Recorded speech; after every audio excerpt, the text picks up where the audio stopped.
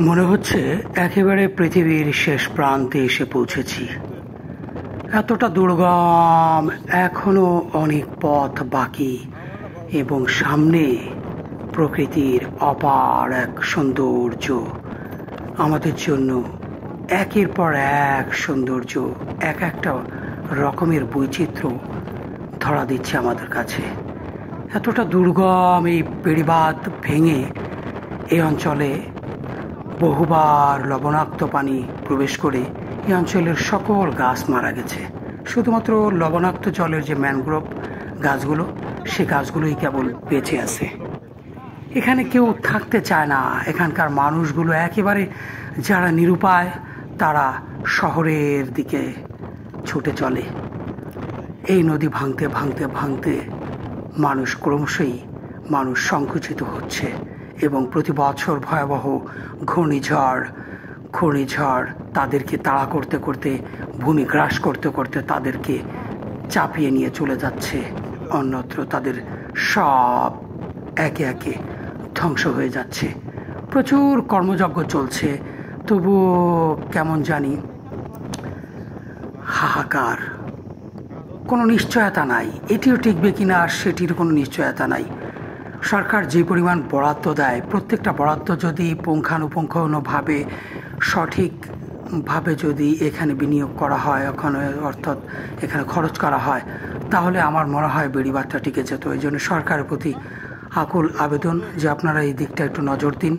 এখানে টিম পাঠান, স্বেচ্ছাসেবকদের এখানে রাখুন, ভলান্টিয়ারদের রাখুন, এলাকার গণ্যমান্য ব্যক্তিবর্গ, আলেম সমাজ, এলাকার মানুষজনকে এই সমস্ত প্রকল্পের সাথে সংযুক্ত করুন। তাদের কাছ থেকে হিসাব নিন, তাদেরকেও হিসাব নেওয়ার সুযোগ দিন। সকলের সম্মিলিত প্রচেষ্টায় সফলভাবে এই বেড়িবাঁধগুলো নির্মাণ করা অতীব জরুরি। তাহলে এই অঞ্চলটাই, দুর্গম অঞ্চলটাই একটি প্রচণ্ড পরিমাণে একটি পর্যটন স্পট হতে পারে। বিপুল সম্ভাবনা রয়েছে এই অঞ্চলে, আমাদের জন্য প্রচুর সম্ভাবনা রয়েছে এই এলাকায়। যদি সঠিকভাবে পরিকল্পনা মাফিকভাবে এই অঞ্চলটাকে, শুধুমাত্র বেড়িবাঁধগুলোকে সঠিকভাবে প্রস্তুত করা হয়, তৈরি করা হয় এবং সরকারের যে বরাদ্দ সঠিকভাবে এখানে ব্যয় করা হয়, তাহলে এই বেড়িবাঁধগুলো টিকে যাবে। এই বর্ষা মৌসুমে এখন অনেক জায়গায় বেড়িবাঁধ দেওয়া হয় নাই।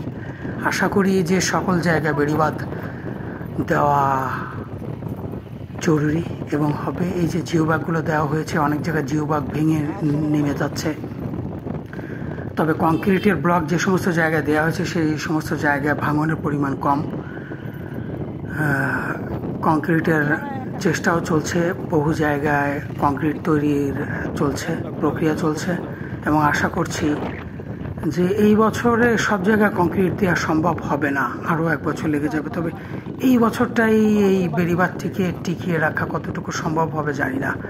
তবে মহান প্রতিপালকের প্রতি আকুল আবেদন, বেড়িবাঁধটিকে টিকিয়ে দিন, এই অঞ্চলের মানুষকে টিকিয়ে দিন। দুর্গম এই অঞ্চলকে যেন আর ভূমি, এই নদী গ্রাস করতে না পারে।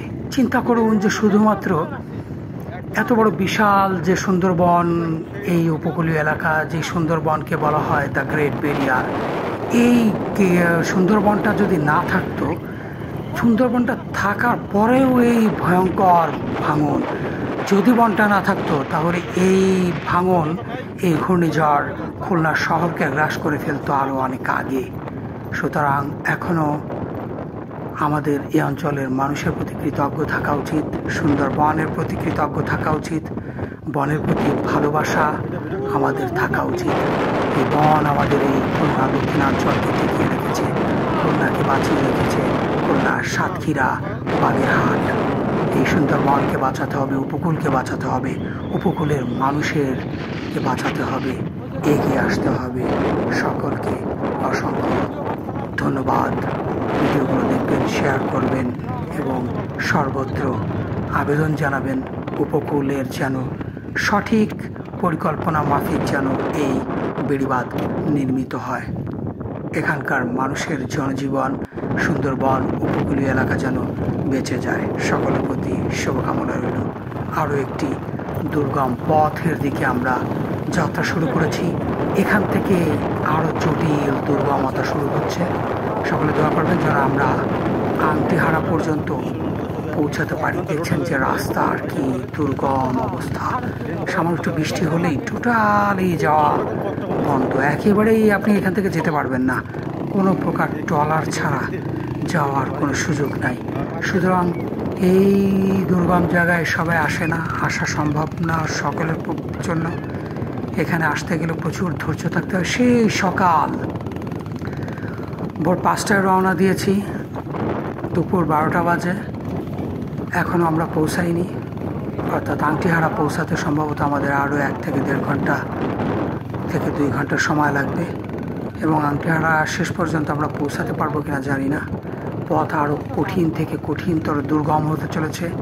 শুনেছি সামনে থেকে নাকি যাওয়ার কোনো পরিস্থিতি নাই। দীর্ঘ পথ যদি গাড়ি ঠেলে যাওয়া লাগে অথবা গাড়ি রেখে যাওয়া লাগে তাহলে এটা অনেক চ্যালেঞ্জিং হয়ে যাবে। এবং রাস্তা আস্তে আস্তে শুরু হতে চলেছে, ভয়ঙ্কর শুরু, তবে ভয়ঙ্কর এবং অসাধারণ সুন্দর জায়গাও আমাদের সামনে আসতে শুরু করেছে। এবং সেই জায়গাটা যে এতই সুন্দর যে বিমোহিত কি